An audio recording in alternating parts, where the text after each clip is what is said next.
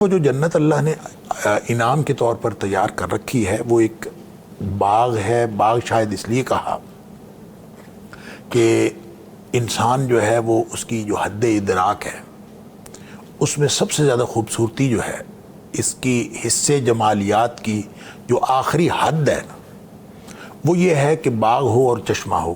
اللہ اکبر. یہ انسان کی حصے جمالیات کی آخری حد ہے. لہذا ہم دیکھنے بھی جاتے ہیں پہاڑوں میں تو ہم پہاڑ دیکھتے ہیں, درخت دیکھتے ہیں اور چشمے دیکھتے ہیں, یہی دیکھتے ہیں. سیر کرنے کے لیے بھی جاتے ہیں. گھروں میں بھی کوئی شخص اپنا محل بناتا ہے تو گرینری اور چشمہ یہ دو چیزیں ضرور بناتا ہے. گویا انسان کی حصے جمالیات کی تسکین کے لیے جو دنیاوی حصے جمالیات اس کی آخری حد یہ ہے کہ باغ ہو اور اس کے نیچے جو ہے وہ نہریں جاری ہوں یا اس کے ساتھ چشمہ ہو. اچھا, اس کی اب اصل کیفیت کیا ہے وہ یہ تو ہرگز نہیں ہے جو اللہ کریم نے بار بار قرآن میں بتایا جنات تجری من تحتها الانہار کہ ایسی جنتیں, ایسے باغات جس کے نیچے نہریں جاری ہیں. اور نیچے نہریں جاری تو اس طرح بھی ہو سکتا ہے جیسے اوپر باغ ہے پہاڑ کے اوپر اور نیچے چشمہ ہے تو اس طرح بھی اوپر نیچے ہو سکتا ہے. اور اس طرح بھی ہو سکتا ہے کہ اوپر جو ہے بالکل جیسے شیشہ لگا ہوا اس کے اوپر درخت ہوں اور نیچے جنت کے اندر تو کچھ بھی ہو سکتا ہے, واللہ اعلم.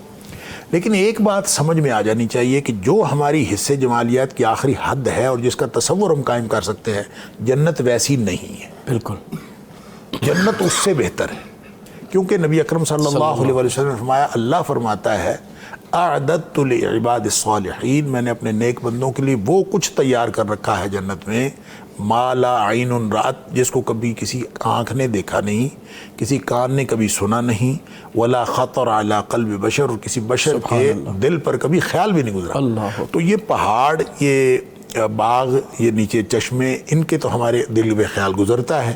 اس کا مطلب ہے جنت ان سارے خیالات سے جس چیز کو ہم دیکھتے ہیں, جو چیز ہمیں خوبصورتی اٹریکٹ کرتی ہے, اور خاص طور پہ جب ہم دنیا کی بات کرتے ہیں تو دنیا کے مقابلے میں جنت ہے. تو اللہ کریم نے فرمایا انا جعلنا ما علی الارض زینۃ لہا, یہ جو زمین پر جو کچھ ہے اس کو خوبصورت ہم نے بنایا ہے امتحان کے لیے, لیبلوہم ایہم احسن عملا, تاکہ یہ پتہ چلے کہ کون امتحان میں کامیاب ہوتا ہے. رہی جنت تو اس کا تو دنیا کے ساتھ کوئی مقابلہ ہے ہی نہیں. ایک چیز اللہ فرماتا ہے کہ وہ دنیا کائنات سے سب سے بہترین ہے, اور ایک چیز فرمایا کہ اس کی حیثیت مچھر کے پر کے برابر بھی نہیں ہے. اگر کہ مچھر کے پر کے برابر بھی ہوتی تو کسی کافر کو ایک گھونٹ پانی کا نہ دیتا. اس کا مطلب ہے دنیا جتنی بھی انسان کو خوبصورت لگتی ہے وہ جنت کے کسی ایک حصے کے برابر بھی نہیں ہے. بلکہ وہ حدیث کے اندر آتا ہے کہ اگر جنت کی ایک جو کوڑا جو ہے رکھنے کی جگہ ہے جنت کی, اس کی جو قیمت ہے وہ دنیا و ما فیہا سے بہتر ہے. اس لیے وہ اللہ نے کیا تیار کر رکھا ہے وہ تو بہرحال جنت میں جا کے انشاءاللہ پتہ لگے گا. لیکن یہ جو بیانات کی حد تک جو کچھ قرآن نے بیان کیا, جو کچھ نبی اکرم صلی اللہ علیہ وسلم نے بیان فرمایا, وہ انسانوں کی ترغیب کے لیے جو حصے جمالیات کی آخری حد ہو سکتی ہے وہ اللہ کریم نے بیان فرمایا. سبحان اللہ.